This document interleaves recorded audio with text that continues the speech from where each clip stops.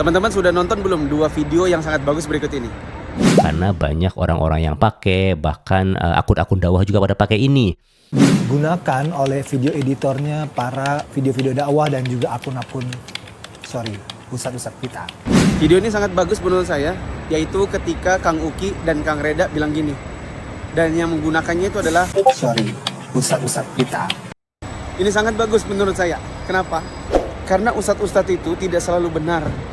Sekalipun ustadz besar. Yang namanya ustadz-ustadz kan bukan dalil. Dalil itu Al-Quran dan Sunnah. Tapi kadang-kadang kita kebablasan. Karena kadang kita menjadikan senioritas dan ustadz-ustadz yang besar sebagai dalil. Kita anggap itu benar karena mereka yang melakukannya.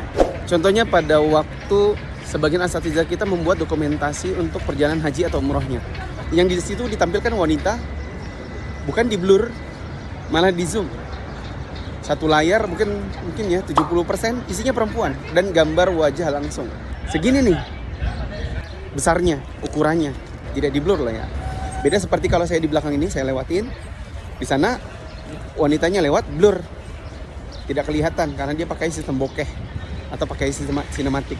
Teman-teman mungkin tahu para istri Nabi itu kalau ditemui oleh para sahabat Nabi itu di balik hijab. Terus bagaimana dan apa hak kita untuk memajang wajah perempuan secara besar-besar, diperlihatkan secara detail hidung, mata, alis, dan lain-lain, serta bibir di media sosial? Apa alasannya? Buat apa? Apa kepentingannya? Kalau kita sudah pahami bersama tentang hal ini, maka menurut saya kita tidak boleh ikuti. Nah, sebagian teman-teman malah mengikutinya. Ini akhwat-akhwat ditampilkan semua. Pertama teman-teman yang jalankan travel, mau bikin usaha baju, nanti modelnya perempuan juga, kadang nggak di blur. Dan ketika kita tanya, kenapa harus begitu? Mereka bilang, kan Ustadz Safulan saja melakukannya. kita Ahlussunnah loh. Ahlussunnah itu kan terbiasa dengan menggunakan dalil. Dan kita sama-sama tahu tidak ada dalam manhaj salaf yang namanya dalil itu adalah ustadz. Yang mau saya apresiasi dari Kang Uki dan Kang Reda adalah keberanian sebagian teman-teman yang merupakan konten kreator dakwah untuk mengkritisi hal ini meskipun yang melakukannya ustadz besar. Karena pertama tadi saya bilang, ustadz itu bukan dalil. Yang kedua, kesalahan ustadz akan diikuti oleh banyak orang.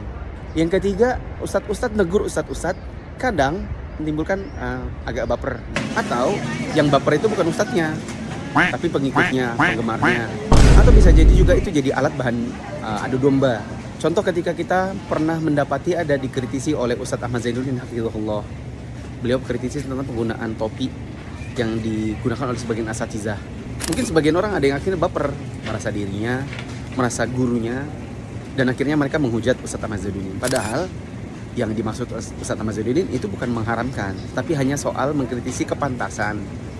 Nah yang gini-gini kan kadang-kadang kalau kita yang kritisi langsung, Ustadz mengkritisi Ustadz, khawatirnya ya tidak kondusif karena baper atau akhirnya salah tangkap.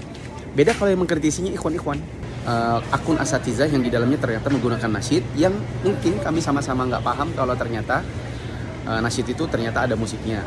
Dan baru kita tahu kalau kita pakai alat atau aplikasi tertentu. Atau orang-orang yang kayak Kang Uki dan Kang Reda yang ngerti. Yang kedua, ustadz-ustadz yang di dalam konten-konten mereka kadang-kadang ada perempuannya. Entah di konten umroh, entah di konten iklan baju dan lain-lain. Yang kadang-kadang diikuti oleh teman-teman. Dan akhirnya teman-teman menjadikan mereka sebagai dalil pembenaran. Nanti kan ada lagi konten-konten yang lain. Ya yang menurut saya kita harus kritisi, oh ini salah, guru kita salah. Kita jangan ikuti supaya mereka tidak diikuti kesalahannya. Tapi pada dasarnya kalau teman-teman semua mengkritik asatidzah dengan cara yang baik, yang tetap beradab, insya Allah itu sangat mudah diterima. Dan kita butuh. Sebagai penutup, jangan takut untuk mengatakan yang salah itu salah dan yang benar itu benar, meskipun kita tahu yang melakukannya adalah guru-guru kita sendiri. Tapi caranya harus baik, karena guru-guru kita juga butuh yang namanya masukan-masukan dengan cara yang beradab, yang berakhlak, tanpa bermaksud untuk menjatuhkan. Kita nggak selalu benar soalnya. Oh ya, nasihat buat diri saya sendiri dan asatidzah yang lain yang di dalam media sosial mereka ada hal-hal yang sebenarnya ya perlu dikritisi. Nasihatnya adalah jangan baper. Kita sangat butuh masukan karena kita manusia biasa yang tidak mungkin lepas dari kesalahan.